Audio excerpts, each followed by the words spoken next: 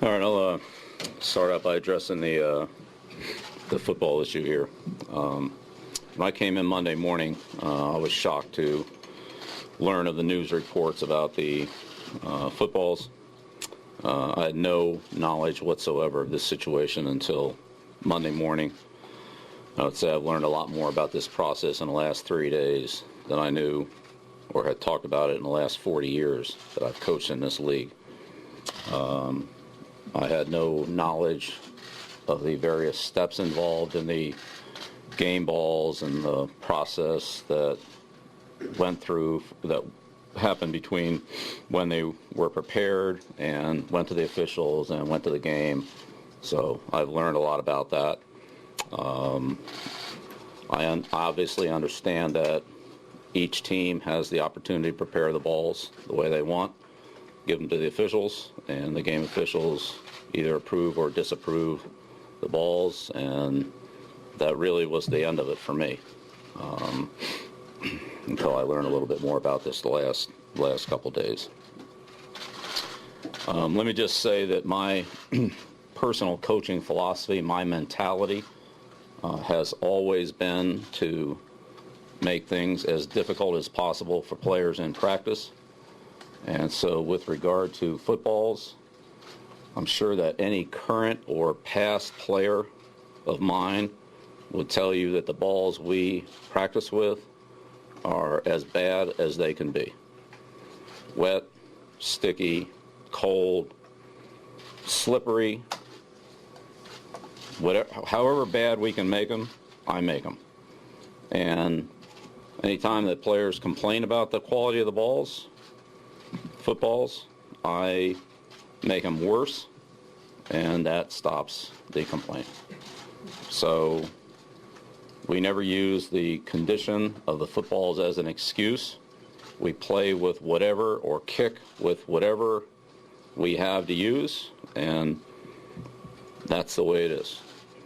That has never been a priority for me, and I want the players to deal with a harder situation in practice than they'll ever have to deal with in the game. And maybe that's part of our whole ball security philosophy. I'm trying to coach the team, and that's what I want to do. I think we all know that quarterbacks, kickers, specialists have certain preferences on footballs. They know a lot more about it than I do. They're a lot more sensitive to it than I am. And I hear them comment on it from time to time. But I can tell you, and they will tell you, that there is never any sympathy whatsoever from me on that subject. Zero. And Tom's personal preferences on his footballs are something that he can talk about in much better detail and information than I could possibly provide. I could tell you that in my entire coaching career, I have never talked to any player, staff member about football air pressure. That is not a subject that I have ever brought up. To me, the footballs are approved by the league and game officials pregame, and we play with what's out there. And that's the only way that I have ever thought about that. I've learned about the inflation range situation.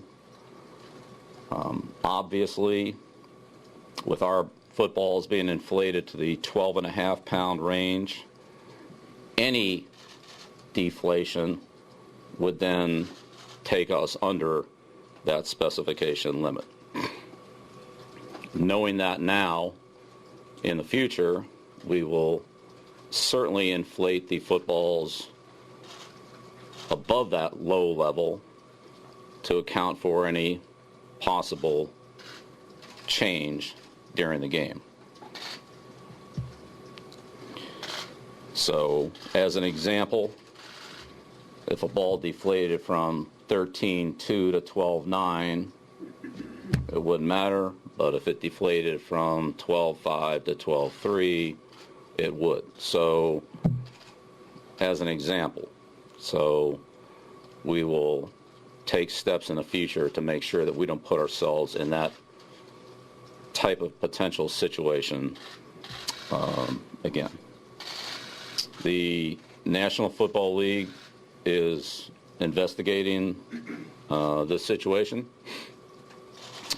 We have cooperated fully, quickly, and completely with every request that they have made. Continue to be cooperative in any way that we can.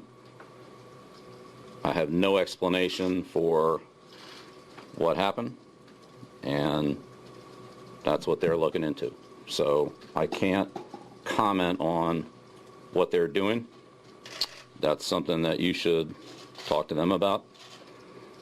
Again, my overall knowledge of football specifications, the overall process that happens on game day with the footballs is very limited. I would say that during the course of the game, I honestly never, probably has happened on an incomplete pass or something, but I've never touched a game ball. That's not something that I have any familiarity with on that. And again, I was completely and totally unaware of any of this that we're talking about in the last couple of days until Monday morning. So based on what I knew Sunday night, thinking back on this, which I've done several times, really can't think of anything that I would have done differently based on what I knew then, based on what I know now. I told you the one change we would make in the initial start level of the football pressure, but that's really about it. I mean, it's unfortunate that this is a story coming off of two great playoff victories by our football team, our players. But again, we've been cooperative with the NFL investigation. We'll continue to do so, and we will turn all our attention and focus onto the Seattle Seahawks, a very well-coached, talented, tough, competitive football team. We've spent the last 3 days, with our preparations and so forth for the trip, and I think those are coming to a conclusion. We're wrapping that up, and we're starting our preparations today with the Seahawks and practicing through the weekend, so we'll have a good, solid opportunity to get ourselves ready to go before we head down there. Again, I have no further comment on the NFL investigation, and I've told you all I know about the subject from my perspective. So that's where we are. Bill, aside from the NFL investigation, in your own investigation, did you find whether or not anyone will... I've told you everything I know. Okay. Coach, what do you say to your critics? I have nothing.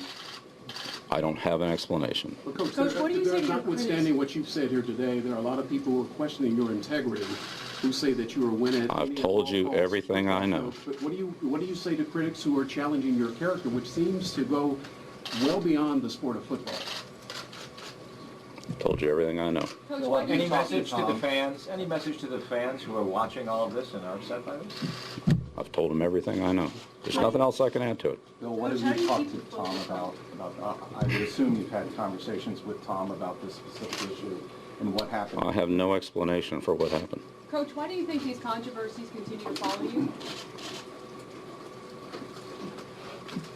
I don't have an explanation for what happened. As many Super Bowls as you've been to, Coach, you know distractions come with the territory. What do you say to your younger players who don't have the experience being in this spotlight like this as some of the older players? None of them are involved in How do you this. keep them focused, though, with all of this going on? It's hard to... None of them are involved in this. Coach, You do you said see you've learned any a lot of the scenario past under couple which of 11 days of about 12 how the balls are individuals- handled. Does Tom Brady handle the ball after inspection with his ball boys? those are all questions that should be directed to the league, and that's part of what they're doing. Is it And that's possible, not what I'm doing.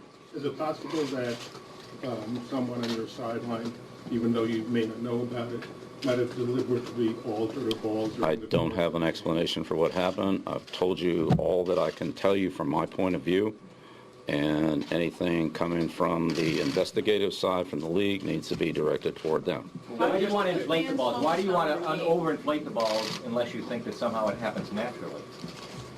So that there is no opportunity for a small margin of error that would put us under the specifications. Do you see any circumstance Okay. under which 11 or 12 balls, Coach, do you see any circumstance under which 11 or 12 footballs could have accidentally deflated?